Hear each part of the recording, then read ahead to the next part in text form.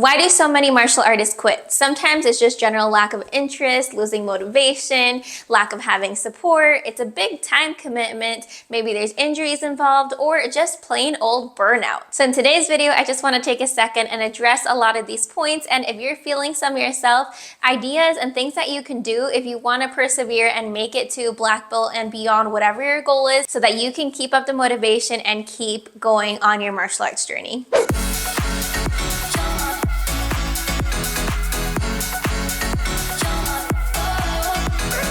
Hey, my name is Samery. I'm a 4th degree black belt in Taekwondo, currently about 6 months pregnant, and I just love sharing everything that I've learned throughout my experience in Taekwondo. I am a martial arts school owner. I was a competitor in both Sparring and Poomsae for several years, and I just want to help you achieve your goals in martial arts. My belly is looking so big, and check this out. My belt like barely even fits me at this point. I used to be a fin weight when I fought in Sparring, which means under 46 kilos or 101.4 pounds. Throughout this pregnancy, the last few months, I have gained a total of almost 25 pounds, which is insane to me. And like, I don't have any negative feelings associated with it. It's just kind of funny for me to see myself as just like with a whole different body that's growing a human. So it's just funny whenever I get on video because I'm just like, is that really me? Back to the video. So if you're experiencing any of those things that I mentioned, like whether that's burnout or just losing interest in martial arts, but you know that your long-term goal is to keep going, and right now you just feel like this short-term kind of wanting to quit, wanting to take a break, this is what I want to talk about and some ideas of what to do so that we can keep on going. One of the ways to do this is try new skills or try new classes that you didn't used to like in the past. Especially if you're doing martial arts for a few years. I know that I personally, when I started, and you're gonna find this funny, I used to hate doing nunchucks because every time that I swung those things, like I just felt so uncoordinated. I would hit myself all the time, and I'm like, no, I'm not good at nunchucks. But years later, I decided to try them again, and now they are like my absolute favorite weapon, and I love teaching with them. So maybe vary it up. You could even, like in your martial arts school, maybe try a class that you're not used to, or even just switch up instructors. So maybe ask your teachers, like, hey, I usually come on like Monday, Wednesdays. Is there a different class if like was taught by a different instructor if I come on Tuesdays? Change it up, because doing the same thing over and over can just get tiring, and sometimes different teachers will have different drills or just a different perspective on your training. Another great thing that I like to suggest is try out a training camp. I used to go to like sparring training camps where you would get different like awesome sparring coaches leading drills, like drills that you're not used to, and you're going to be around other people that you're also not used to. So new sparring partners, getting to do new drills, learning new things. That just serves as motivation to help you keep going, whether that's going to be for sparring, for Poomsae. It's going to show you different things and show you people and skills that you want to like be like and learn how to do.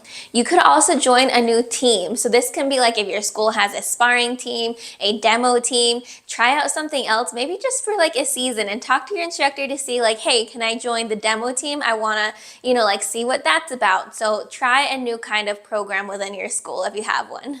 Another one of my big suggestions is check out your short-term goals and make some. Maybe you don't have any goals that you're working towards, and that's why you're kind of feeling this I'm bored kind of attitude. If you have a goal, then there's something that you're constantly working towards.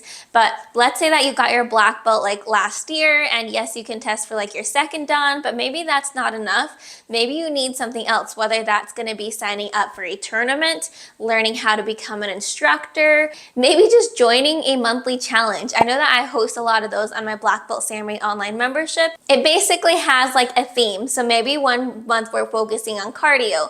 And so every single day is going to have a list of things or a video to like follow along and watch. Or if you're learning a new weapon, it can be something like learning the bow staff. And every single day you're going to have 3 skills or drills to do. So this way it kind of creates some accountability. You have a group that you're doing it with, but either try, like setting some short-term goals in some way. If you're just feeling burnt out, Honestly, like maybe you haven't been balancing your training out enough. So here's what I mean. Taekwondo is a year-round sport, which means that you are training full year, at least most of us. However, if you are a competitive athlete, you can sometimes break this down into tournament seasons. Or if you're just training, you're not even competing, you can also break this down into seasons. That way you're not like pushing 100% every single day, because that can get overwhelming for sure. So for example, maybe your tournament season, I know that for our school, we usually have state tournament in April, and then it finishes up with nationals in July. So all the way from like January till July is gonna be like prep season. So January to April before the state tournament is a lot of training. And this is kind of fun because, you know, you go to extra classes, you get to do these extra training sessions. Then the tournament comes, you get to see how you did. And then you get like a little break before you start ramping up training again in July for nationals if you decide to go. After nationals, you can once again like enjoy your summer, you have August, and then you go back to school. So maybe you can kind of take it a little bit easier while you're adding school back in, and just like maybe drop down to like 2 training sessions a week if you were up to 4. And then, you know, just like create seasons that make sense for you. If you're not a competitive athlete, maybe center these around belt testings or anything else that you might have that's like a goal. We are not pushing 100% every single month or day of the year, but you can have those times where you know that your expectations is going to be a little bit different because life is different. You know, we all have different seasons. Sometimes you're going to have to spend more time at school or work, so you can kind of take those into account, and you're not really feeling like you're failing by not, you know, pushing so hard in your sport, but rather you're like, okay, I'm going to tone it down, keep it at a maintenance level. That way you can tone it back up whenever you need to. One more thing, you can actually play around with the seasons. A lot of the times during the summer, we like to do outdoor training sessions. I'm in Utah and we have like really rough winters sometimes. So doing outdoor training sessions where you can like practice your bow staff or go on a run and then do some kicks. You can mix it up that way just depending on the weather too. Okay, and the last one is gonna be about injuries. I know that I have seen a lot of athletes, including myself, just lose a lot of motivation after you get a really bad injury, because realistically, for a certain amount of time, you have to recover and let that body part or whatever it is recover so that you can go back into training, and you can't be doing everything you used to be doing while you're recovering.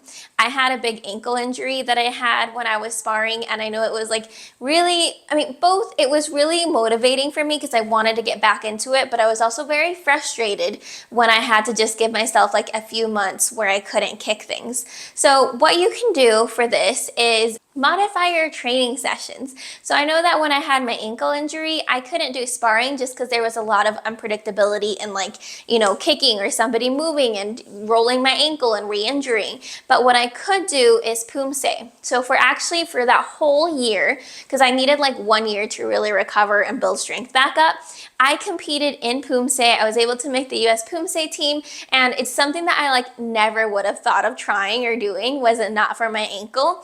And I skipped sparring for about a year, like slowly started working on training, but the whole idea is focus on what things you can do instead of all the stuff that you can't do. It's a bit of a different mindset shift, but it's gonna help you out in the long run. Please know that you're not alone. Every single martial artist and athlete has had these times where they've wanted and thought about quitting, but it's really easy to just walk away from it all because then you don't have to deal with the problem. The hard thing is gonna be figuring out, hey, what can I do? If this is really my long-term goal, how can I make it so that I can still get there while I'm going through this obstacle or this season where I'm just not feeling as motivated? If you have any advice, I would love it if you'd share down in the comments below, or if you have anything that you're struggling with, please share in the comments so that way we can help pass along the motivation. And that is pretty much it for today's video, guys. I post videos every single Wednesday, so make sure that you like, subscribe to the channel, and I will see you all next week. Bye, guys.